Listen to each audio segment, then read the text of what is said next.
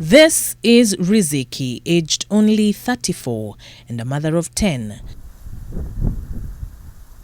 She lives here with her husband and children. Her life is hectic, to say the least. She's always on the move from dawn till dusk, cooking something, washing something, or attending to someone's need. Kuwalea watoto 10 ni shida sana. Hata wao wengine. Kuna huyo wa kwanza kabisa huyo.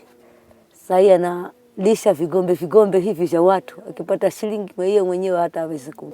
Na hao wengine wanasema wacha tuende. Wakienda nibaki na hawa. Sasa hawa pia naona ni wengi. Lakini kwa vile ni wangu, kile nilichopata wanakula hicho. Nikiamuka kama atasha yule ambaye anaenda shule, atasha kabisa wale wengine. Wanakula pamoja uji, wanaenda huyo wa shule, mimi nabaki na wale wanangu ambao wamebaki. Riziki's husband Karisa is equally busy. His house is in need of repairs. He uses sisal to cover up the gaping holes on the walls to keep off the cold breeze at night. Hili kama hili boma langu linaanguka. Inabidi hii ni kamba. Inaitwa makonge. Ndio ninafungia alafu nakandika ile udongo. Shughuli yake ni ya kufungia kamba hivi. Hii inaanguka kwa sababu hapa hata ule wakati wa mvua mwingi hapa kulikuwa ni kama ziwa hapa. Maji iliingia mpaka ndani mpaka itokeze upande ule. Ikishukia kule ndio maana ilizama hivi. Hapa ni Neema, Mozesi, Kache, Furaha. Wawili huko, wawili huko. Pale kuna mmoja, siki ni kidogo, kuna mmoja. Sisi wenyewe tutalala kule na Michael na huyo mzee. Haya ni hivyo. 10 is a huge number to take care of. Add her husband onto that list and it becomes overwhelming. It's almost dinner time, and so Riziki would have to hurry and prepare something for her children before nightfall. She rushes to her neighbor's home to fetch fire, as she has no budget for luxuries such as matches. She is on survival mode, and that means spending money on necessities. Sasa leo napikia watoto wangu sima, mboga ni kumbu. Asubuhi kiwa sina chai, nawapikia uji wa kule. Mchana nawapikia kilo 2 sima. Jioni kilo 2 zimekuwa kilo 4 kwa siku. Pesa kwangu ni kidogo. So unaona uko shule huko, sijalipa hata shilingi 10. Wako huko tusulisika kuna uhuru anaongeza watoto wa secondary na peleka sijui ni misaada na hao watoto wangu nao wakaenda. Lakini kwa vile kufikia sasa hii mmoja ana miaka 2, mmoja hata aliingia juzi mwaka huu bado hajafukuzwa. Ndio nami roho yangu nasema penginepo uhuru amepeleka lakini sijapeleka chochote. Maana sina kazi. The situation is worrying even to the man of the house. Gharama, kuna mahitaji mengi ambayo ningependa kile kizuri lakini sasa sina. Yaani kujuta kwangu ni ile wawe wanakosa mahitaji, huwa nasikia kuumia sana ndani ya roho yangu. Kabisa, na hata hao wenyewe pia. Unaweza ukapata mtoto labda analia. Kwa mfano huyu alikuwa anaenda form 1. Alilia kabisa haswa anaota kwenda huko shule. Alafu sasa hajapata yale mahitaji. Hao sasa nishawaza tayari na ni wangu. Kwa hivyo kama nilivyokuambia, nasikia uchungu kama kitu amekosa. Riziki got married at the tender age of 12. Though they seem in love with her husband now, the beginning of their marriage was devoid of the romance many couples share. When the then 25-year-old Karisa Kaingunyiro wanted to settle down, he walked into Riziki's father's homestead in the village of Pakakumi in Ganze, Kilifi County, and asked for a girl to marry. Riziki was chosen by her father to accompany Karisa to their new home. She did not dare defy her father. Wakati Karisa ananioa, nilikuwa niko mzuri sana. Lakini kufikia sasa hii, nimekuwa hata sijiwezi na watoto 10. Nimelela. That was 1997. Fast forward 22 years and Riziki has carried a pregnancy every 2 years, totaling to 10 pregnancies, numerous clinic visits, and finally 10 visits to the hospital for the delivery of the 10 children.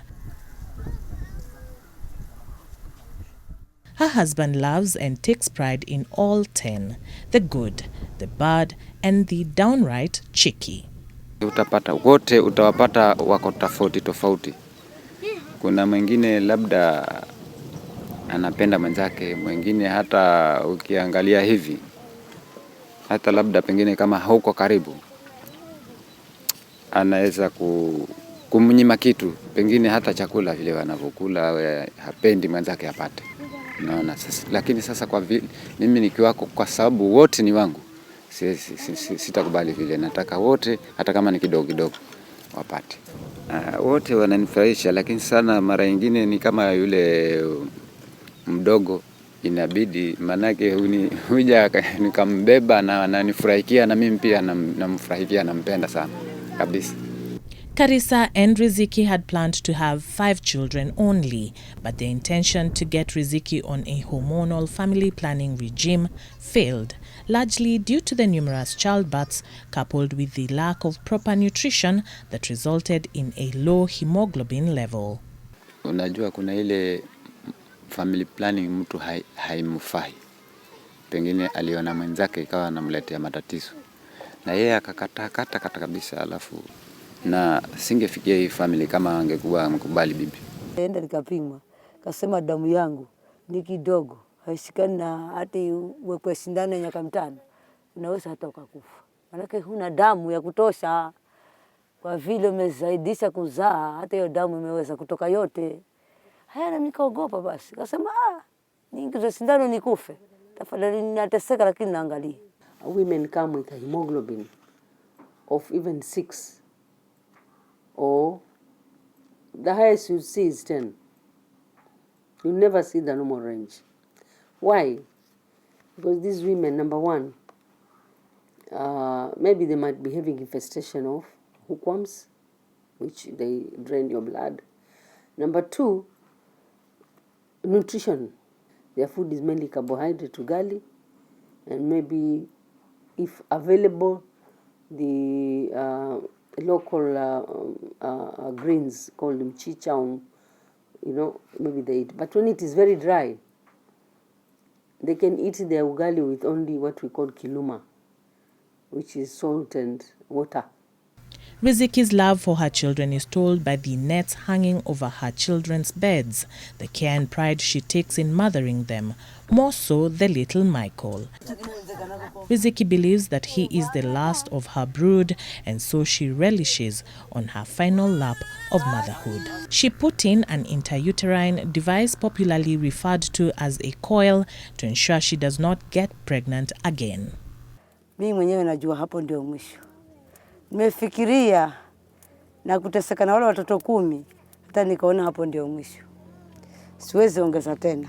Juzi nikasema wacha niende kupanga. Nikaweka ile ya miaka 12. Sasa hata kama natoa hiyo nitatoa mtoto kweli. Sitakuwa limeendelewa sana. Sitazaa. She tries to be present in her children's lives, more so her 3 girls. Her eldest daughter, Neema, is 12 years old, the same age Riziki was when she got into motherhood. She dreads the thought of her daughter going through what she went through. Naongea nao kama ni jioni vile tumekaa. Ndio nawaambia tabia mbaya mimi sitaki. Ukisoma vizuri na shida ambayo mimi niko nayo, utakuwa sawa. Ni mambo ya madisco wa mimi sipendi. Unajua huko kwetu mtu akifa kuna madisco. Na ile ndio ambayo inaharibu wasichana. Na mimi mwanangu sitaki aende. Nataka kitoka shule aje afanye kazi hapa na aende akalale. Kilifi Health CEC Anissa Omar tells us that early sexual debut and pregnancies is considered a crisis in Kilifi and stems out from the poverty amongst the local communities.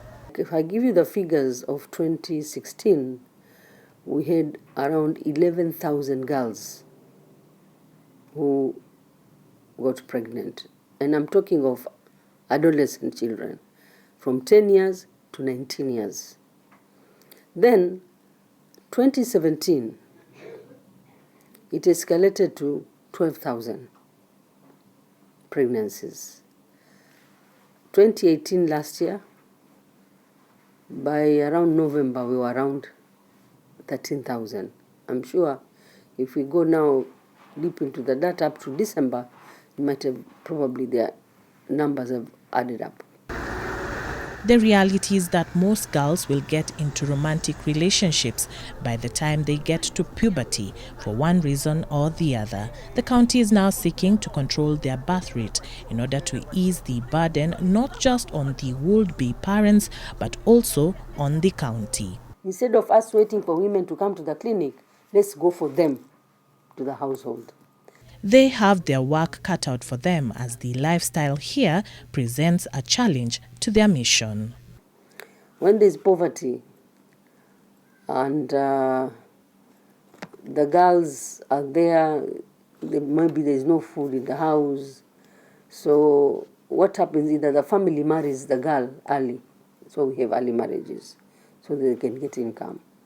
Or if that was not the case, they get into a relation to a boda boy who gives her some pocket money, buys her some food, gives her time, and they start a relation when they are early. And that's how they become pregnant. Neema, who is in class 2, is cleaning the utensils. It's now bath time. The children will soon be clean and ready for dinner, and they will need clean cups to drink some water and wash down the ugali and omena soup. She's ambitious and desires a different life from her current one. Ifata mamangu nitapata kazi Mombasa. Nitakuwa namletea pesa akifanya akipika asubuhi. Anasema nikienda shuleni nifuate ya kusoma. Nisifuate vijana. Sema nikifuata vijana nitaleta mtoto mapema. She rushes to the river to find more water. Clean water is a luxury, but they are lucky to have this spot where water collects, though they have to share it with livestock. Her return means that they can sit down for dinner. Dinner is, however, served out to the younger children first.